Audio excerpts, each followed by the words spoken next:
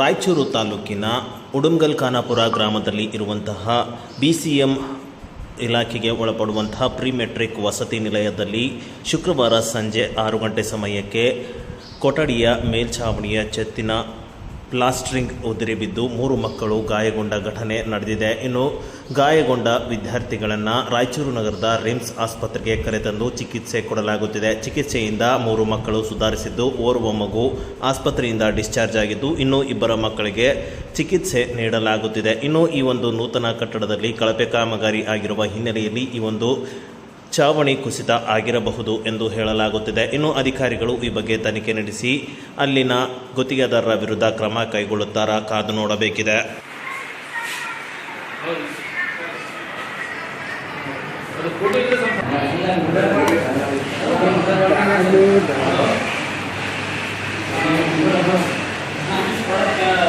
ಇನ್ನು ಈ ಒಂದು ಘಟನೆಯಲ್ಲಿ 8ನೇ ತರಗತಿಯ ವಿದ್ಯಾರ್ಥಿಗಳಾದ ಗುರುವೇಶ್, ಕಿರಣ್ ಸೇರಿದಂತೆ 3 ವಿದ್ಯಾರ್ಥಿಗಳಿಗೆ ಇಲ್ಲಿ ಗಾಯಗಳಾಗಿದ್ದವು.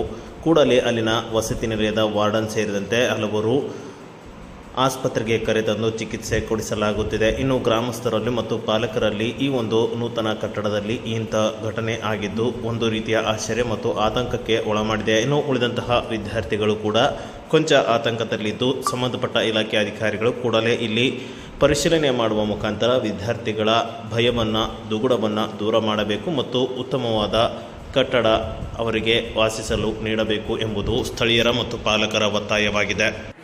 ಏನು ಮಾಡಕತ್ತೀರಿ ನೀವು? ಎಷ್ಟು ಜನ ಕೂತಿದ್ರಿ?